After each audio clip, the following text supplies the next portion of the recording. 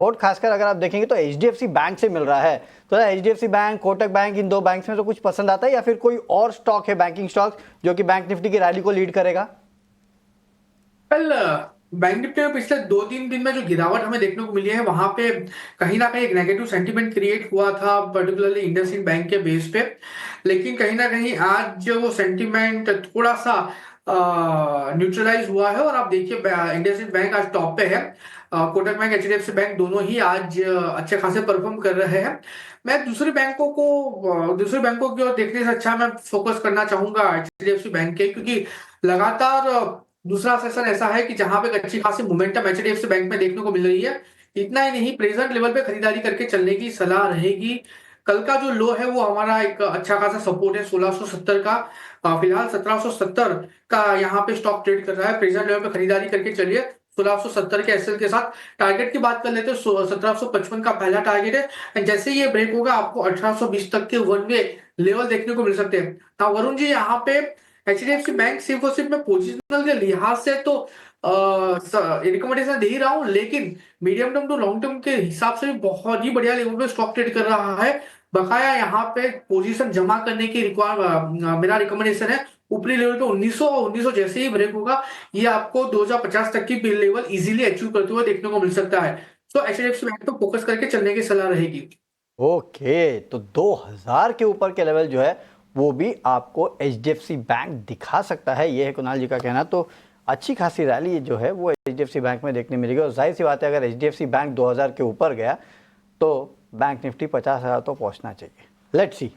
चलिए, लेकिन अब आगे बढ़ते हैं बैंक निफ्टी से। अब रुक करते हैं एलॉन मस्क का, क्योंकि भारत आ रहा है एलॉन मस्क का स्टारलिंक इंटरनेट।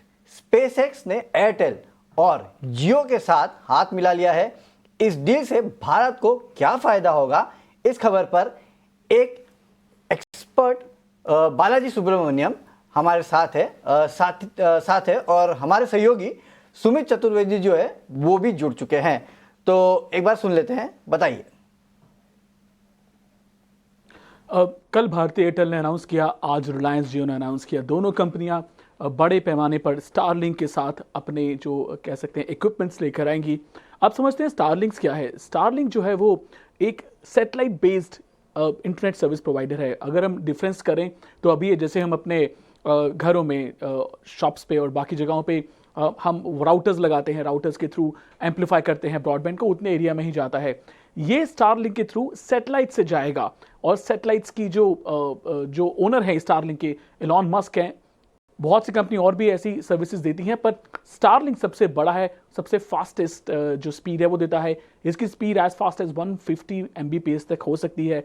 इसका फ़ायदा ये आता है कि अगर आप फार फ्लंग एरिया में जाते हैं, बहुत दूर जाते हैं, समुंदर में, रेगिस्तान में, वहाँ पे भी आपको कनेक्टिविटी मिलेगी। आपको बूस्टर की ज़रूरत नहीं पड़ेगी या फिर कोई ट्रांसपॉन्डर नहीं चाहिए होगा, बिकॉज ये सेटेलाइट से आता है, हमें डायरेक्टली वहाँ मिल जाएगा।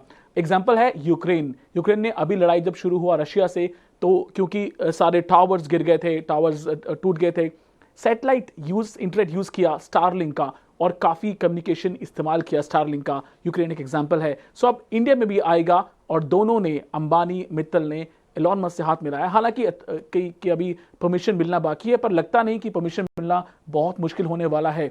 सो इसके चलते भारत के दूर दराज एरियाज़ में आपको एक्सपेंसिव नेटवर्क की ज़रूरत नहीं पड़ेगी, सैटेलाइट से डायरेक्टली आप वहाँ जा सकते हैं। एक एग्जाम्पल है भारत का केबल सिस्टम। जब शुरुआत में केबल सिस्टम आया था तो केबल की या तारें बिछाई गई थी, लेटर ऑन सैटेलाइट सिस्टम आया, डीटीएच आया, और डायरेक्टली घरों में वो पहुंचाया गया। इसका ही हम कह सकते हैं एक एग्जाम्पल है कि जो स्टारलिंक है वो सैटेलाइट के थ्रू ब्रॉडबैंड देगा।